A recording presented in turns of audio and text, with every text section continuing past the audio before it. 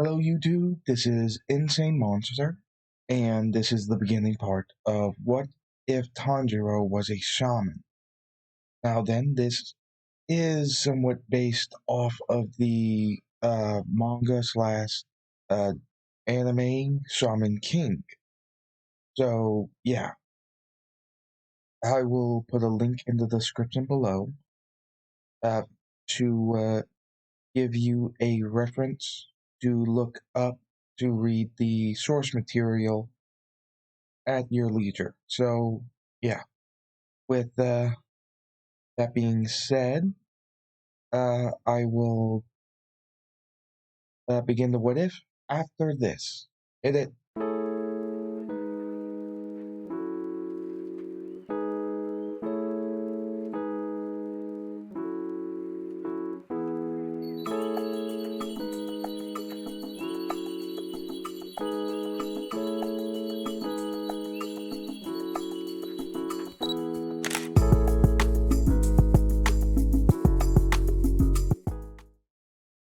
Now then, let's turn the clock back a little bit before Tanjiro and his siblings are born, to the point where Tanjiro's father, Tanjuro, and yes, instead of an I, it's a U, Tanjuro. So, yeah, Tanjiro and his father's name aren't that different, so we'll just call him something else. So yes, as his father and his mother meet, they get together and have a family. His father learns that his wife is actually from a shaman bloodline, as they have children, and as things progress, they learn about their shaman heritage and learn a couple of things about how to use it, practicing more with the dead leaves, since this is a technique to learn how to use shamanism, if that is the correct term I just stated. But as time passes, Tanjiro's father dies. Though, unlike shamans, who in Shaman King we never see a shaman ghost unless their soul is like shoved into some kind of object like a doll or something. So shamans go directly to the afterlife when they die. Don't know if it's because of their powers as shaman or not, but whatever. But as their father dies, his ghost remains and sticks around to help as much as he can, teaching Tanjiro the breath technique for the dance of the fire god, that each year on New Year's, this dance is performed to wish for good luck as well as to stave off illness and disaster. So, yeah, the practicing of this is actually accelerated by using the possession technique that shamans have, as Tanjiro does all that he can to watch out for his siblings as well as help his mother. His dad is normally sticking around him, keeping an eye on him for his wife as a guardian spirit, make sure he's okay. So yes, he does learn the breath control that is used for the dance that's performed, which a bit of a spoiler if you haven't read the manga or such. The dance is actually one of the breath styles that are used by the Demon Slayer cult. Well, one that is thought to be lost. As as time passes, we get to the point where it is the beginning of the anime. As Tanjiro carries some coal to go sell, his father goes along with him, stating to his wife that, don't worry, I'll make sure he doesn't get into too much trouble. But Tanjiro stating, oh come on, I'm responsible. With his father smirking, stating, I know, but it does put your mother at ease, as they walk off. As when they get to town, Tanjiro does the normal thing, helping out people, both with his nose and his incredible physical strength. As it does get late when he walks back home, the old man still tells him to come in because there are demons that come out at night. Tanjiro going in and being told the story. His father states, yes, your grandmother told those stories quite often, and she always had a serious look.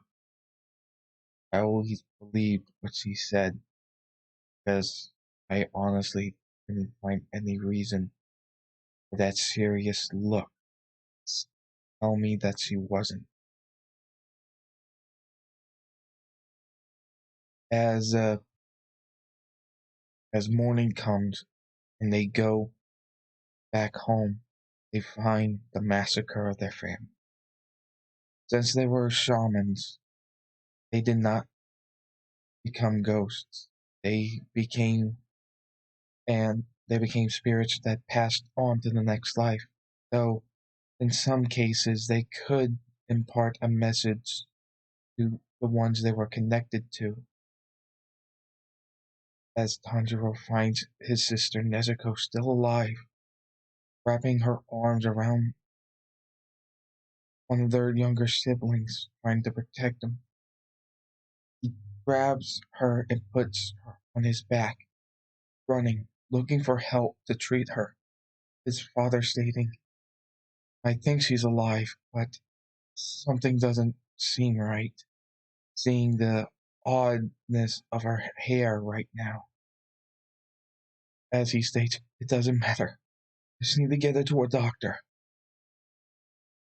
As he begins flailing around, showing off her fangs, and falling off of the sort of cliff with Tanjiro landing in the snow.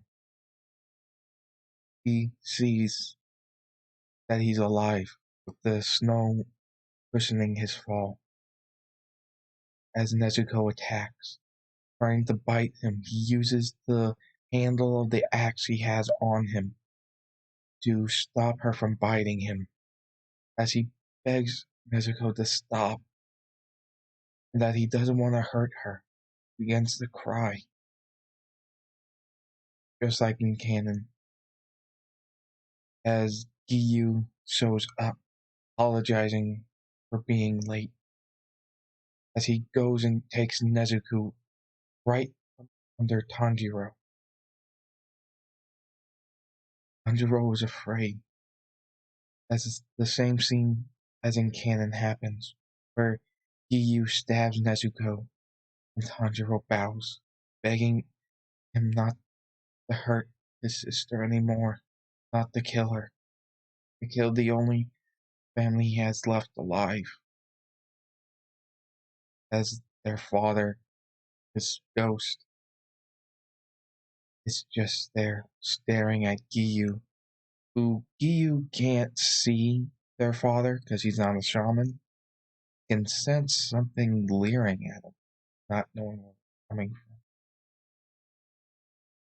from. As he tells him that it doesn't matter. He has to kill her because he became a demon. Tanjiro's father tells him to use his power on the axe. That is the only way to save Nezuko. And to use what he taught him. Tanjiro stood up, pulling out the axe. As he opens up his other hand, facing it outwards. Giyu is confused, as Tanjiro states, Father, with an orb forming in his hand with a face, which is the soul of Tanjiro's father. He states, "Into the axe." As it goes into the axe gets bigger, with flame markings and some aspects that look like actual flames coming off of it. Giyu doesn't understand what this is. Tanjiro prepares and lunges forward as fast as possible using flash dance. He attacks, which Giyu uses his sword to block, losing grip of Nezuko, who falls on the ground. Tanjiro attacks more and more as Giyu recognizes the way he's breathing, similar to the way he does, though somewhat unrefined at this point. Not quite there yet. As the fight continues, Tanjiro is putting up a better fight than what he did in canon.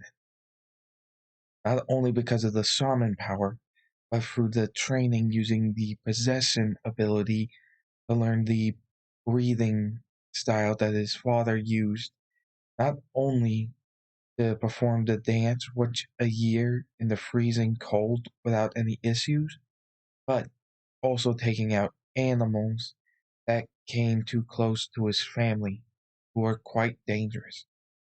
Even one being a bear that he used an axe with two swings, cutting off of its head. Well, cutting its head off, basically, so. As Giyu has had enough, and due to his ability being much faster and more experienced with fighting humanoids, he uses the butt of the sword hilt to slam into Tanjiro, knocking him out. As he catches his breath, seeing that the axe is now returning to normal. Out of nowhere, Nezuko kicks him, sending him back, as he's expecting to see Nezuko attack Tanjiro and eat him. Instead, he gets in between Tanjiro and Giyu, protecting Tanjiro from him. He's thrown off guard by this. Are these two?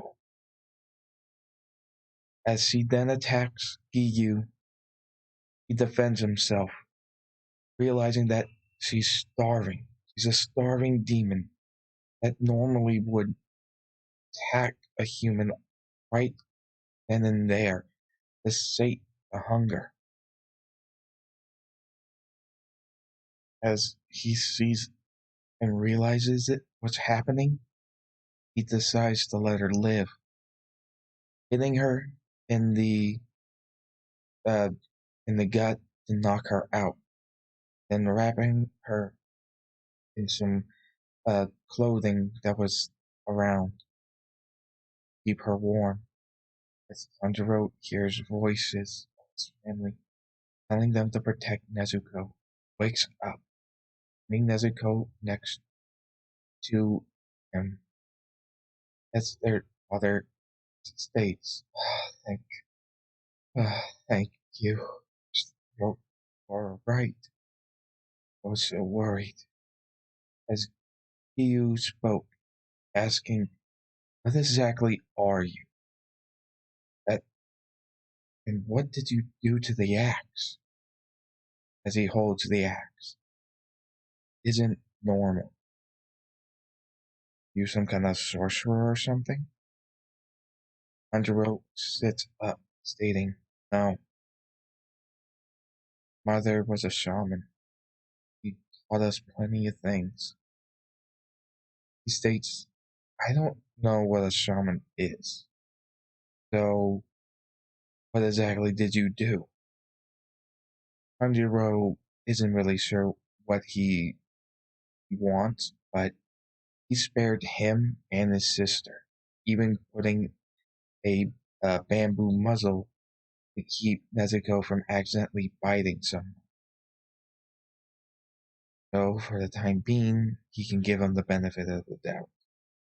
He begins to explain what a shaman is, stating, "A shaman is a person who uses the ghost of those who have died as a way of becoming stronger. What I did was take the ghost of my father, who has hung around our family even after death, watch over us, and put his soul into the axe. There's a couple of other techniques that are out there, but that is one of the more advanced ones. Placing a person's soul into an object, using the power of a shaman, they become stronger.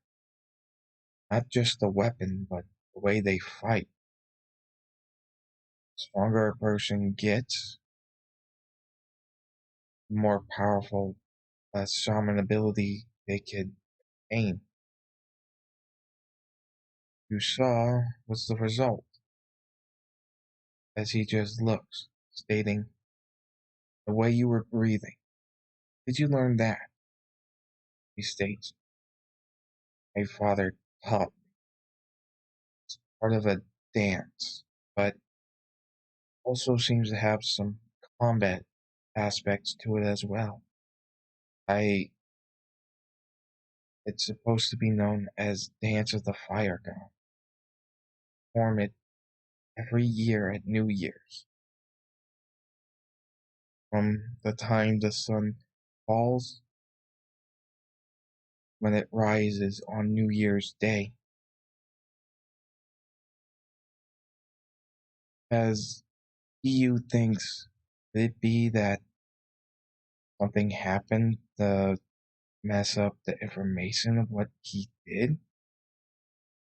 Is what he did using some unknown rep style? Forgotten one? He's not sure what it is, but knows these two are special, as he tells Tanjiro to get his sister someplace dark. Due to the clouds, she's okay, but she cannot enter sunlight at all. As he tells them where to go, and to meet with a man called Uroko. Hang on. Meet with a man called Urokodaki. Will teach him what he needs to know in order to join the Demon Slayer Corps. After that, he left, tossing the axe back to Tanjiro. After that, they buried their family. As Tanjiro's father looks at their grave, he says, Sorry we couldn't protect you." Tanjiro tries to comfort his father, stating, "Didn't do anything, and the only thing we can do now is try to find a way to help Nezuko." Tanjiro's father looks at his son, stating, "You're right, yeah." As they go, and the sun shows, Nezuko is in the cave in the hole, where Tanjiro has to modify a basket to help her get around during the day. As he gets in and shrinks, the basket closed up and wrapped in a cloth, they head out, continuing on their journey. As night falls, and a demon is in a shrine that they find, eating a human. As it attacks Tanjiro, he moves out of the way, trying to avoid. As the fight begins, Tanjiro once again uses his father's soul, putting it into the axe, and begins the fight. Though, after seeing a demon like this, what it was doing to those people, he was hesitant, he was scared, as Nezuko comes in, kicking the demon's head off. Obviously, that doesn't kill him, as Tanjiro has to deal with the head that just sprouted some tiny arms and is using its hair to grab the axe. As Nezuko is dealing with the body. It ends similar to as in canon, though the axe itself is burning the demon, causing it quite a bit of pain while it's stuck against the tree. As Urokodaki is now showing up, telling Tanjiro to finish it, explaining that he has to do it, if he wants to be a demon slayer, he has to be capable of taking a demon's life. Pointing at a rock, stating that he could possibly kill it by using the rock to crush its skull. Though this is a lie, Tanjiro begins to walk forward, but can't do it. As the sun rises and kills the demon, he realizes how quickly demons die in sunlight, realizing what Giyu was telling him about it. As he looks around, trying to find Nezuko, sees hid away in the shrine, covering herself in the shadows in order to stay out of the sunlight. As Urokodaki buries the people who were killed, he scolds Tanjiro for not having enough resolve, telling him if he wants to become the Demon Slayer Corps, he must get stronger, not just physically, but spiritually. Become able to slay a demon. As Nezuko is packed up and they begin running, due to the fact he was properly trained in using breath style that, according to his father, would allow him to dance literally forever without getting tired. I don't think running would be a problem. As Urokodaki recognizes the breathing, wonders, why did Giyu send this boy here? The letter he sent. After they get to Urokodaki's house, they drop Nezuko off as he then leaves, leading Tanjiro up the mountain, telling Tanjiro to get back to his house at the sunup, or else he won't be training him. This does cause some distress in Tanjiro, as Urokodaki is now gone, and Tanjiro now has to go down a mountain littered with booby traps that are literally meant to kill him. After getting down all the way, using his sense of smell to help him out, he meets back up with Urokodaki, who agrees to teach him. Though before that, he asks about some information that was in the letter he got from Giyu, giving him the same explanation as he gave Giyu, with Urokodaki thinking, Giyu, you sent me an interesting pair, haven't you? As he sighs, remarking, alright, let's begin. Then the brutal training of the breath of water style training now begins, which, being trained by Urokodaki, is turning out to be a actual living hell.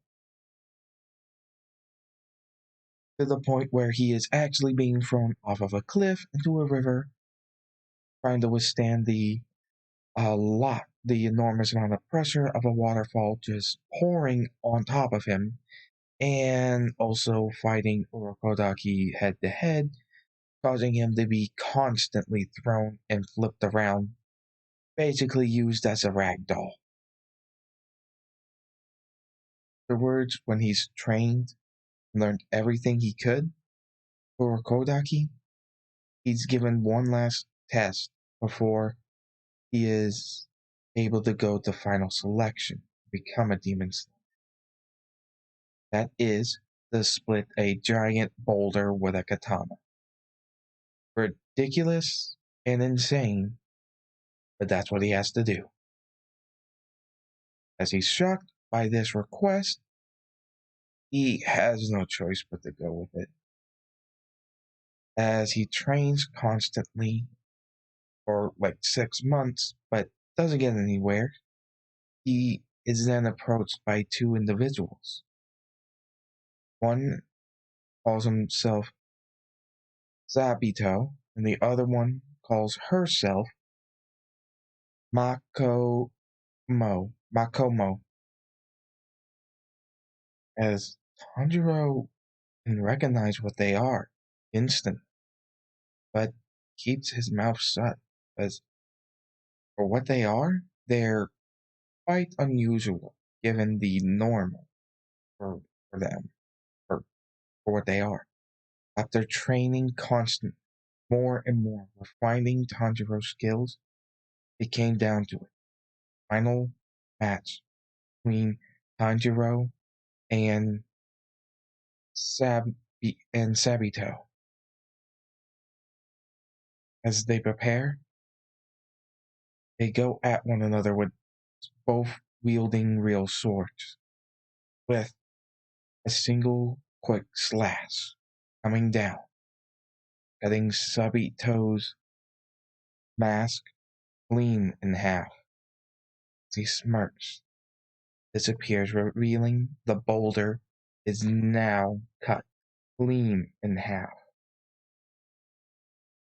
Tanjiro, breathing heavily, realizing what he just did.